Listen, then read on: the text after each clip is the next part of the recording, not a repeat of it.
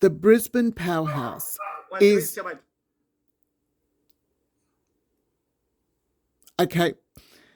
That's got him. There you go. That's all right. They've got to have a voice as well, don't they? They do. They have a lot of fun, those dogs. They oh, lovely. I love animals. Your time now. What was the Yep. what would have been the highlights for you? Can you pluck, obviously some of the Yeah, highlights? yeah, there's probably a range of things. There's some things that we started and I think will continue on a long time after me, like Melt, which is on at the moment, which I think has become a really Yes. important festival for LGBT voices and diversity Yes. in Yes. Brisbane, a really significant one now internationally. Some things that we started and didn't go on, but then became other things. We did this festival in 2016, I think, called IRL, which is about digital and gaming culture. And it was a particular interest of mine about how sort of contemporary technologies, the more we become comfortable with them, the more they kind of inform a lot of our cultural options and choices as well. We did that festival, which was really successful and sort of became Curiosity, which is another event I did here over the last few years. It sort of became that, but um, I still think that event was such an extraordinary thing to be a part of, and the new audiences it brought in and the new artists that suddenly felt more recognised for what they were doing was really important. Yeah. And there's other things that I think I think whether it's through Melt or Wonderland or just through a lot of the artist support programs we've done, the level of Brisbane artists we've been able to support, new works we've gotten up, whether that's companies who have presented new work, like Queensland Ballets or what have you, whether it's, independent producers. There's a lot of independent producers supported from, the Little Reds and Woodward Productions and a lot of those sort of guys that we were able to help get a show up, and then those shows can then go on and do other things. I think that's the stuff that I'm probably most proudest of. There's some international works we brought in, and personally, I took a lot of interest in that. But I think and I think a lot of the audiences did too, but I think some of the great legacies you leave are the legacies you leave in the creative community and the opportunities you're able to offer. Yeah. And that's the stuff that I'm probably proudest of. Yeah. Yeah. Tell me, Kris, from your perspective in giving, the eye and even the advice, what does make a good producer? What makes a good, creative director? How, Yeah. what's your best? Probably a sense of adventure is part of it. Just willing to go to say, fuck it, let's try it. Yep. Why not? Let's have a go. And I think there's always infinite reasons to not do things.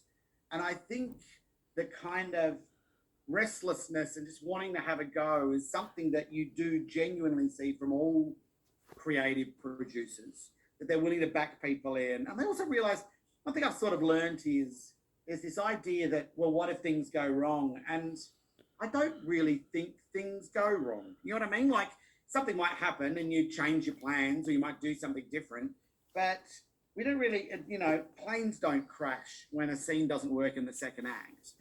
We exist in a world where actually there's a lot of opportunities for us to do things differently and to learn from anything that happens. So I think you've got to kind of take the edge out of thinking this is a high stakes, but what if I lose money? What if this? What if that? Well, it's all just an education. It's all just learning. It's all just things you've tried and you've done. It's all just an investment in yourself and an investment in others. There's not really a downside to a lot of this. So I think producers that are willing to kind of just take a deep breath and do it is really important and pretty rare, So I think that's smart. I also think the one thing that kind of artistic directors and creative producers need is they need a strong sense of empathy. They need to sort of understand why other people choose to do things, because you can't just program for yourself. You can't just go, well, I like this show, therefore everyone will like this show, because that's not true. There isn't just infinite versions of the same people. So you need to have empathy for other people's taste and be able to go, this maybe isn't even necessarily what they're expecting, but it's something that I reckon I could convince them to take a chance on. If they take a chance, I reckon they'd love it. So it's having a sense of that as well, I think, is really important to have a big enough audience that you can speak to. Exactly, the audience, and to grab, Mm. yeah, the attention of the audience, which I got to say, the opening of Producers this year Yeah, with Attitude Theatre yeah, yeah. was amazing after, being shut down after COVID. What Yeah, a we were shut for a long comeback to time. open up with, and what Yeah. excitement it was for it to see the packed houses of that. Yeah, it was really good. We didn't get full houses again until we reopened in July, but we're all playing at sort of, I think originally we were only 30 to 40% of the house, and we eventually became half full. Yeah, And then in November, we got full capacity again. But of course, it was happening before you could really do much with it. And Producers was meant to be happening in the Underground Theatre, what was called the Vizzy, the downstairs venue.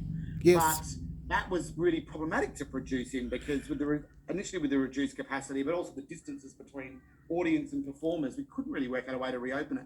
So we moved them into the main theatre, assuming it was only going to be half full. And then they got full capacity, which was both for them. And that was the first show we did in 2021. And the last show we did in 2020 was A Very Naughty Christmas, which is the Alex Woodward piece that he does each year. And that also played to absolute capacity. We did a similar one that had been in the Underground in the past. We moved it up to give them a chance, thinking they could only be half full. Suddenly they had full capacities, but audiences wanted to come and they sold all those tickets. So for both of yeah, those shows, they were big commercial successes. And I yeah, think that was great for the artists involved, but also for audiences just to be back, seeing yeah, things again. yes, People really wanted that. yes, exactly. It is very much